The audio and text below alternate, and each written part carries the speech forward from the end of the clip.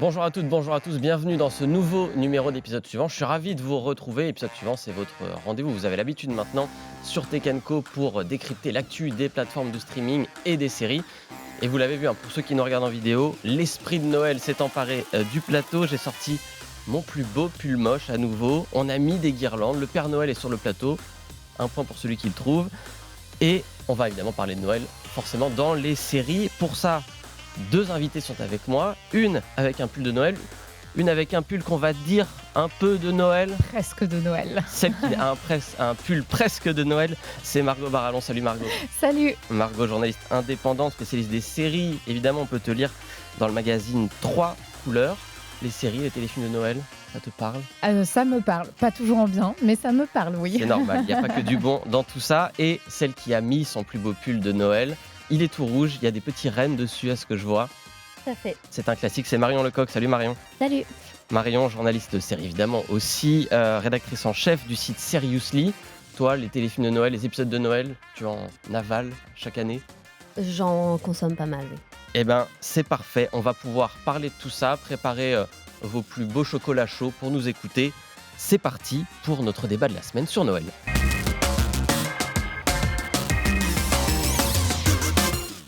Débat qui tient en une question qui me taraude, moi qui aime tant Noël, comme vous pouvez le voir sur ce plateau.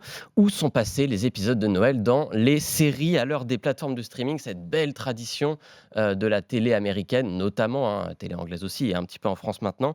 Cette vieille tradition est un peu mise de côté, c'est moins la norme. Ça ne veut pas dire que les plateformes de streaming ne s'emparent pas de Noël. Bien au contraire, il y a un marché très juteux derrière, donc elles sont là, vous rassurez-vous.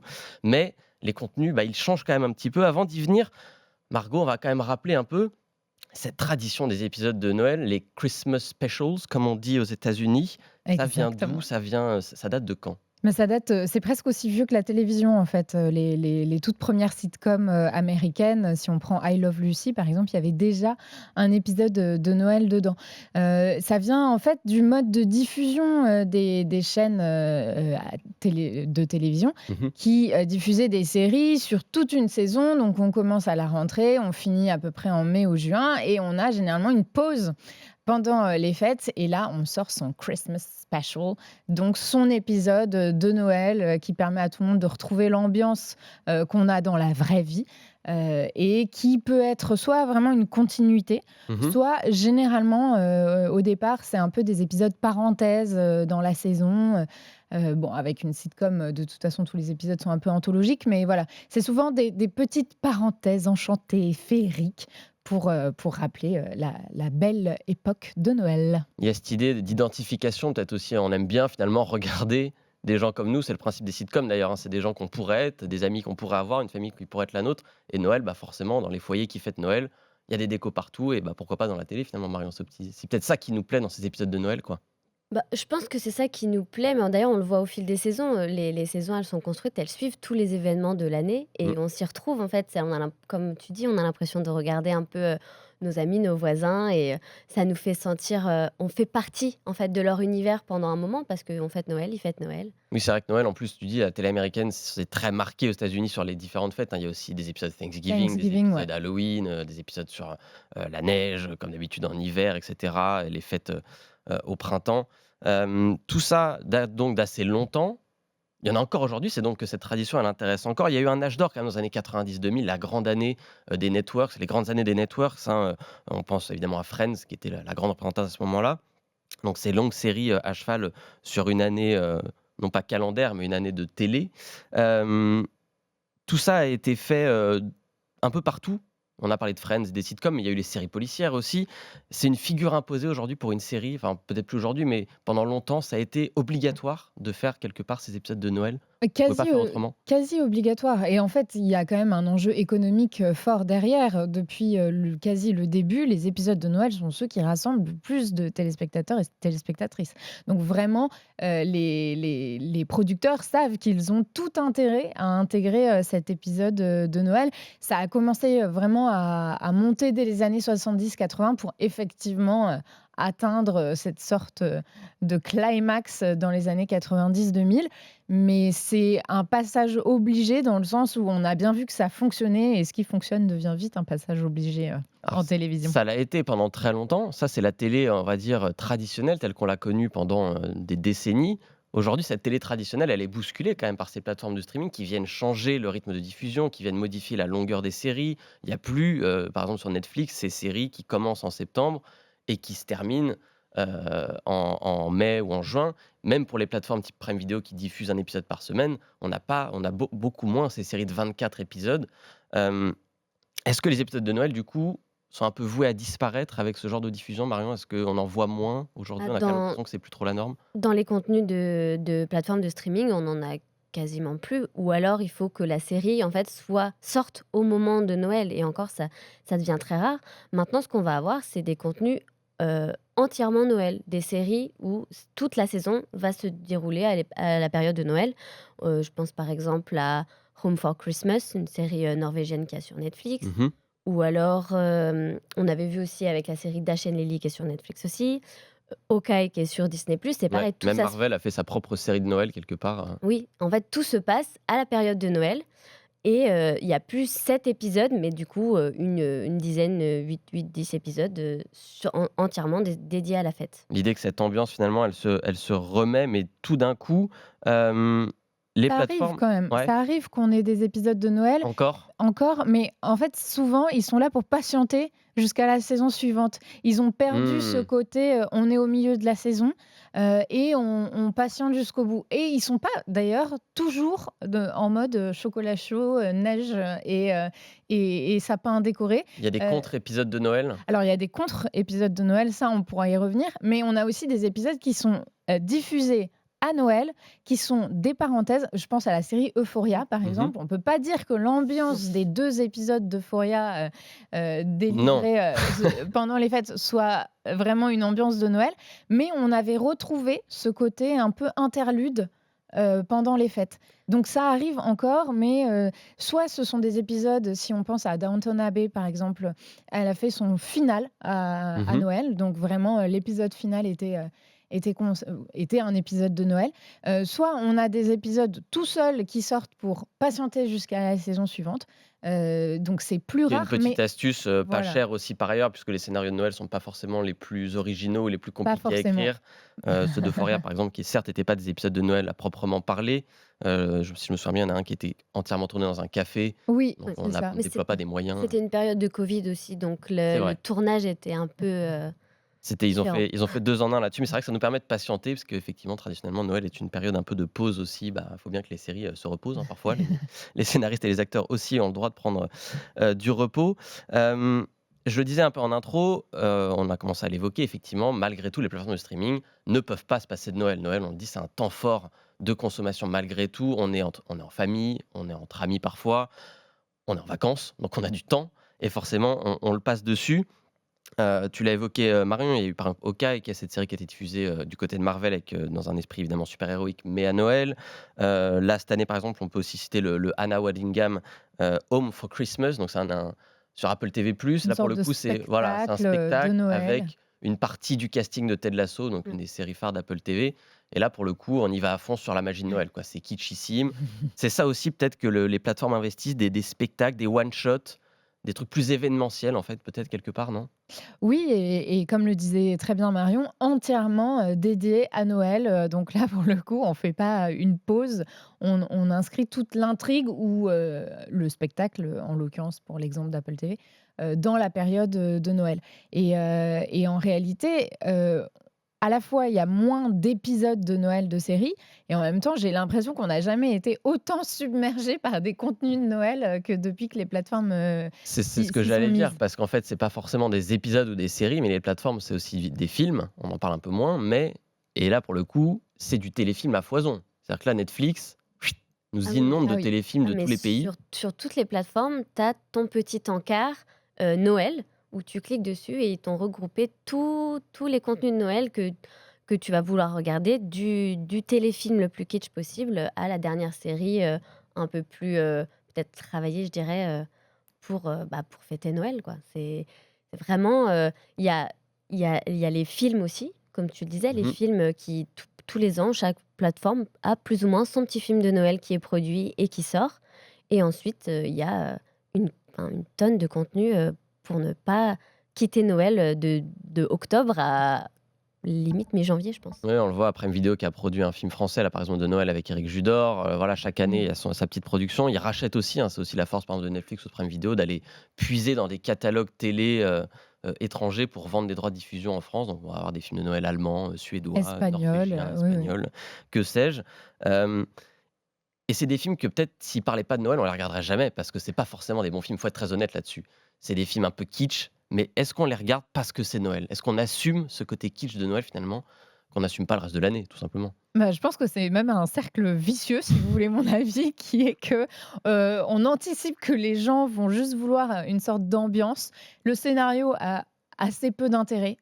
On pourrait limite faire un texte à trous, une jeune personne, homme ou femme, généralement une femme, qui revient, dans sa petite ville, alors qu'elle a fait des études, dans une grande ville, et là, elle rencontre, son amour, de jeunesse, qui, l'a jamais oublié et puis en fait, ça colle pas et puis à la fin, évidemment, ça collera puisque ça reste Noël. Évidemment.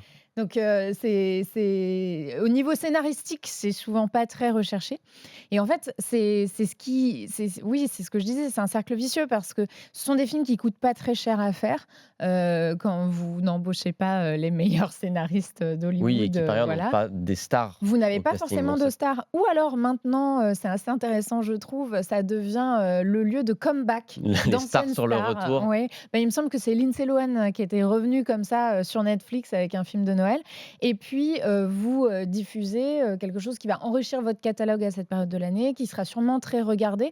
Alors les plateformes, sont, pas du tout transparentes sur leurs audiences, mais on sait qu'à la télévision, ça Mmh. cartonne, donc il y a pas de raison. Oui, que chaque année, que Maman, j'ai Voilà. raté l'avion repasse 14 fois et les 14 fois, il y a des millions de personnes qui le regardent, ça. Exactement, non seulement ça, mais même les téléfilms bas de gamme, font, des scores d'audience, assez incroyables, l'après-midi, ce qui est un petit peu étonnant, mais donc voilà, donc ça fonctionne, donc les plateformes, le font et effectivement, elles savent qu'elles n'ont pas vraiment besoin d'y mettre des moyens dingues et que ce sera quand même regardé.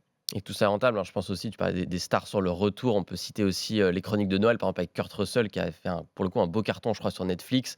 Il y a eu une suite. Enfin voilà, après, il y a les chansons, c'est devenu tout un truc. Kurt Russell, qui n'était pas forcément à ce moment-là, qui revenait un peu de chez Tarantino, mais Mmh. c'était pas. Voilà, Kurt Russell n'est plus la star qu'il a été dans les années 80. Mais il est très bon en Père Noël, il faut le signaler. C'est un film qui est très drôle, je vous le recommande. D'ailleurs, si vous cherchez un film de Noël, c'est sur Netflix. Euh, tous ces téléfilms, toutes ces séries de Noël, etc., un peu kitsch, pas forcément très bien joué. C'est une industrie, en fait, quelque part. C'est un genre entier qui est nourri par Hollywood aujourd'hui et par, les industries de tous les pays, quelque part. Il y a de l'argent derrière aussi, il faut pas l'oublier, quoi. Ah oui, bah et en fait, aux États-Unis, il y a une chaîne principale, mais on va dire 2 qui passent leur temps à produire, des téléfilms de Noël, donc Hallmark Channel et Mmh. Lifetime. Et en fait, c'est toute l'année, ils tournent des téléfilms de Noël. D'ailleurs, enfin, si on les regarde, on voit bien que c'est pas de la vraie neige, hein, donc c'est Ah bon? c'est tourné à Los C'est pas Angeles de la en vraie plus, neige donc dans les D'ailleurs, films c'est souvent hollywoodiens? le gros oui. budget de ces petites productions, Mmh. c'est la fausse neige. Mmh. Ah oui, ça, Et donc oui, c'est toute une industrie parce que, si on regarde la production, de téléfilms de Noël de Hallmark, par exemple, mmh et ben, on voit que depuis, les années 2000, ça augmente de façon exponentielle chaque année. Donc c'est bien la preuve que c'est rentable et que ça fonctionne parce qu'ils en produisent de plus en plus et ils sont diffusés de plus en plus tôt à la télévision, Oui, c'est même en que France. c'est chaque année, on grappille quelques jours pour commencer. Bientôt, on commencera, avant même Halloween, peut-être. On se Oui, en passera d'Halloween septembre. et Non, oui, non, pourquoi mais pas, c'est hein. très oui. Comme Heu, Maria Carré, ça revient, Voilà. oui, à voilà. peine Halloween est passé, hop, Est-ce c'est que le c'est moment. Maria Carré qui donne le coup d'envoi des séries de Noël? Il faudra qu'on vérifie ça dans les dates. Là, on a parlé de ce qui fait les bons ou les pas bons, mais assumés, téléfilms et séries de Noël. On l'a un peu évoqué, j'ai dit tout à l'heure, un peu en teasing, il y a aussi des séries qui prennent parfois le contre-pied de se dire: «Bah, moi, je suis pas une série, drôle, je vais pas faire un épisode de Noël pour faire un épisode de Noël» et j'assume ce contre-pied, Margot, de dire: «Bah, je vais rester dans mon ton, parfois très sombre et de faire des contre-épisodes de Noël», ce qu'on disait un peu tout à l'heure, quoi. Oui, exactement et en fait, en gros, on reprend juste la neige, le froid Ça, et par c'est contre, on n'y tout. coupe pas. Vous n'aurez pas de Père Noël, et surtout Alors c'est dans l'esprit de la série, mais je pense qu'il y a aussi la volonté de subvertir un genre. On a beaucoup parlé de l'ambiance de ces films et tout ça, Mmh. mais il y a aussi, un genre dans le propos, qui est souvent assez, traditionnel. On exalte vraiment, la famille, traditionnelle, les valeurs, qui sont les bonnes valeurs où on a des personnages qui vraiment retrouvent, le sens du partage, le sens du consensus, se rapprocher des gens auxquels on n'avait pas parlé et auxquels on faisait la gueule depuis des années pour pas grand-chose.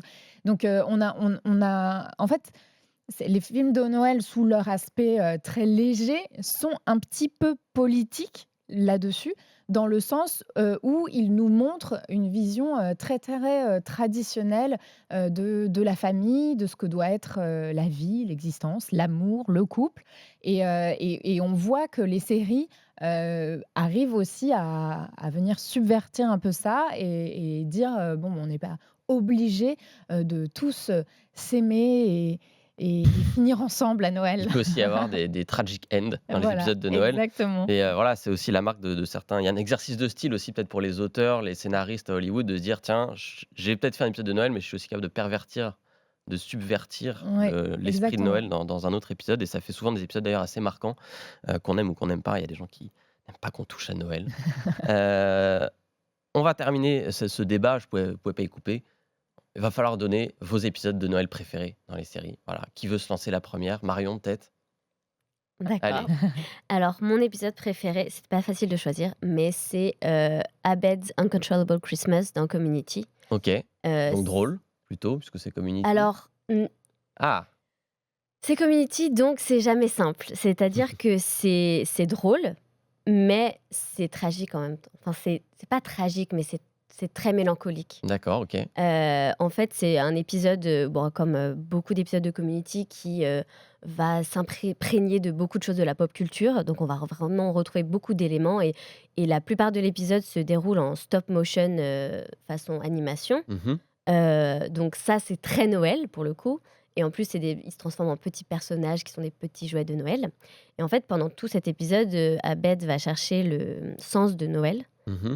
et je sais pas si je spoil, mais Attention spoiler, si vous n'avez pas vu cet épisode et que vous comptez le voir, bouchez-vous les oreilles pendant les 30 prochaines secondes. en fait, c'est Abed qui se met à imaginer tous ses copains et lui en version animée parce qu'en fait, il est triste parce que tous les ans, sa maman vient le voir à Noël et cette année, parce que ses parents sont séparés, cette année, elle ne vient pas donc elle lui a écrit une petite carte pour lui dire qu'elle fête Noël avec son nouveau compagnon et son nouveau bébé et qu'elle ne viendra pas et donc en fait, D'accord, ah c'est oui, pour donc il y ça a qu'il est, il a le cœur brisé parce qu'il verra pas sa maman et qu'elle a une nouvelle famille et donc il cherche le sens de Noël et voilà, donc c'est drôle et à la fin, on sort les mouchoirs. d'accord, un très beau choix, quand même un épisode touchant, on a besoin de ça aussi. Margot?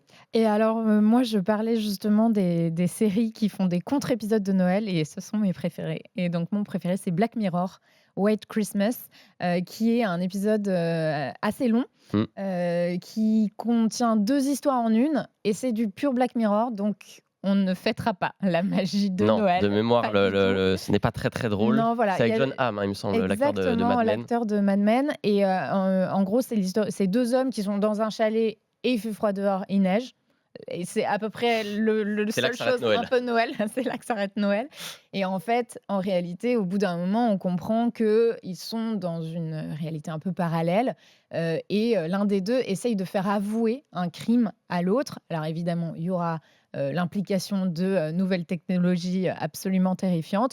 Ça finit évidemment très, très mal, et oui, je suis désolée, je casse un peu l'ambiance de Noël, mais Moi, moi j'adore j'aime ces beaucoup épisodes-là ça. aussi, donc je soutiens cette initiative de regarder des contenus qui subvertissent l'esprit de Noël. Voilà.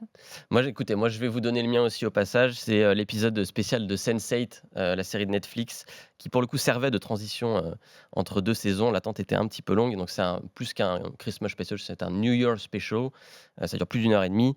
Voilà, c'est pareil, il y a un peu les deux. On rejoint les deux esprits. Il y a à la fois le côté très Noël, très cheesy, très kitsch, et toutes les thématiques de Sense8 qui subvertissent l'esprit et les valeurs morales de la famille traditionnelle américaine qui sont dans cet épisode. Moi, j'adore cet épisode, je vous le recommande. Ça vous fait des choses à regarder. Puis si jamais vous voulez regarder l'épisode de des Simpsons habituel, l'épisode de Friends, libre à vous, c'est Noël. On est là pour ça. Évidemment qu'on a nos plaisirs coupables chaque année pour cette période. Et pour ceux qui, malgré tout, n'en peuvent plus des cannes à sucre, des Pères Noël rougeaux, des sapins avec plus de déco que de branches, un peu comme celui qu'on a là, on a aussi de quoi faire, je vous rassure, et on va passer aux séries de la semaine.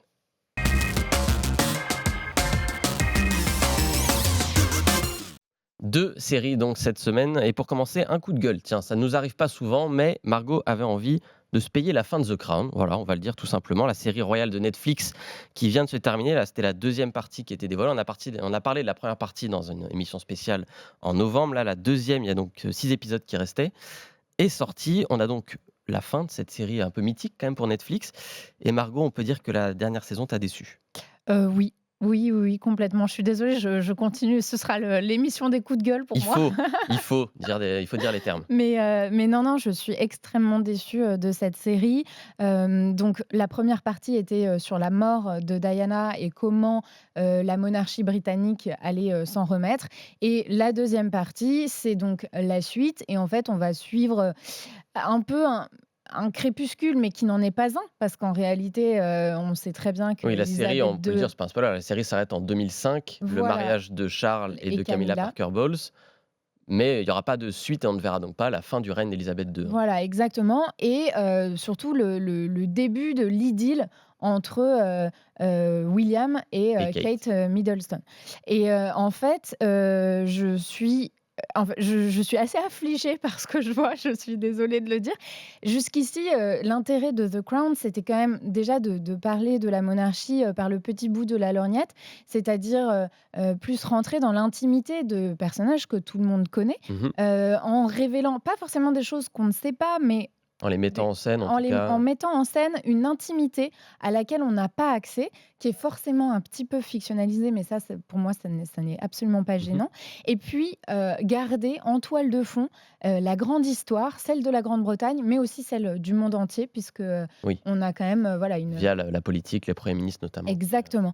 Donc on avait toujours, cette toile de fond assez intéressante, donc toujours de la politique, toujours de l'intime et alors là, j'ai trouvé ça mais particulièrement neuneux, je suis désolée de le dire et je ne sais pas si c'est parce que la période est trop proche de nous, Mmh. mais en fait, je me suis complètement désintéressée de ces personnages. On voit très peu, la reine Oui, la Élisabeth deuxième partie de la dernière saison, on va dire, est très centrée sur sur, un peu Charles et Camilla voilà et et surtout beaucoup Kate et William William, et où là, ça ressemble à un teen drama comme on en a vu, des dizaines, qui a un intérêt extrêmement limité et mmh. pourtant, c'est une histoire que je connais pas forcément parce que je sais pas comment ils se sont rencontrés, mais je réalise que je m'en fous et ça, c'est un peu gênant.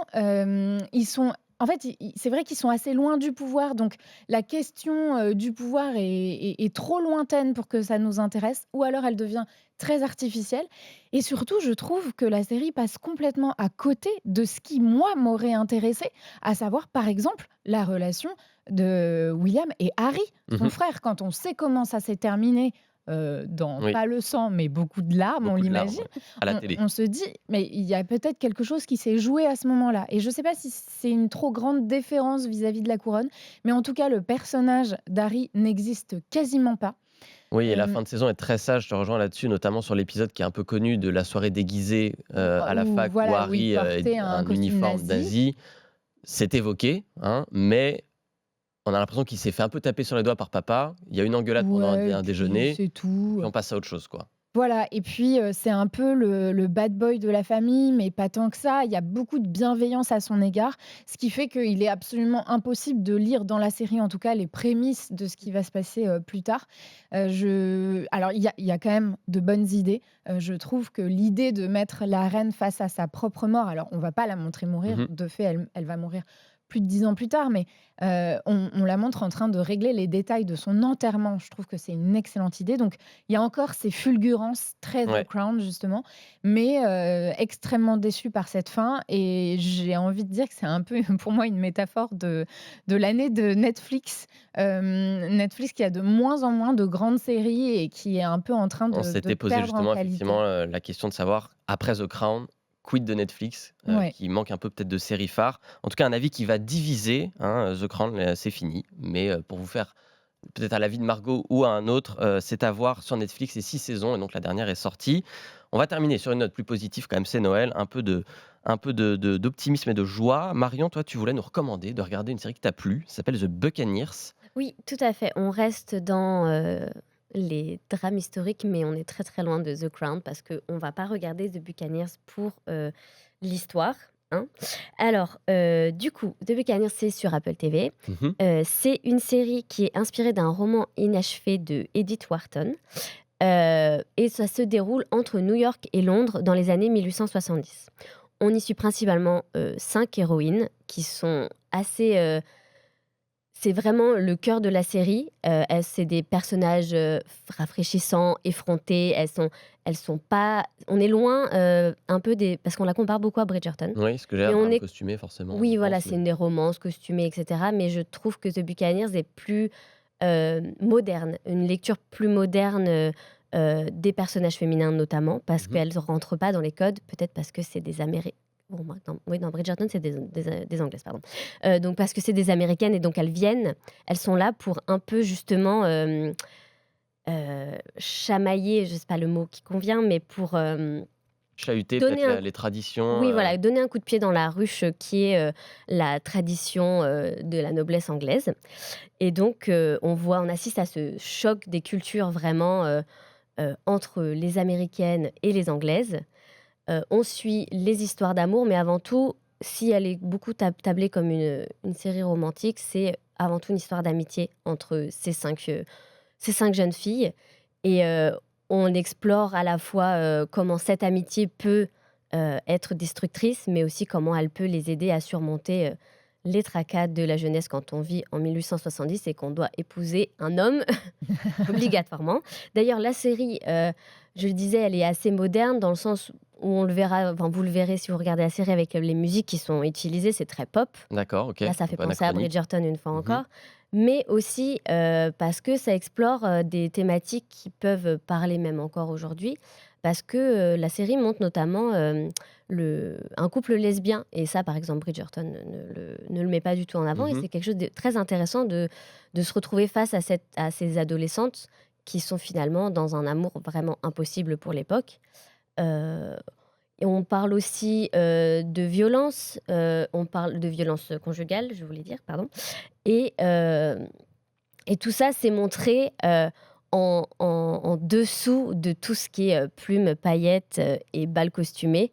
Donc c'est vraiment une série, pétillante, mais pas que. Mais très moderne, Oui. donc sur son propos, et ben ça donne envie de la regarder. En plus, ça tombe bien parce qu'il y a une bonne nouvelle qui est tombée il y a quelques jours. The Buccaneers a été, renouvelé pour une deuxième saison sur Apple TV+ toujours.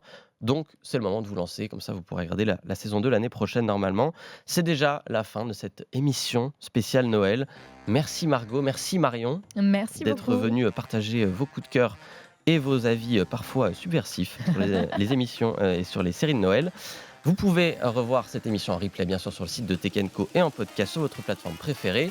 Je vous souhaite à tous un très joyeux Noël et je vous dis, moi, à la semaine prochaine.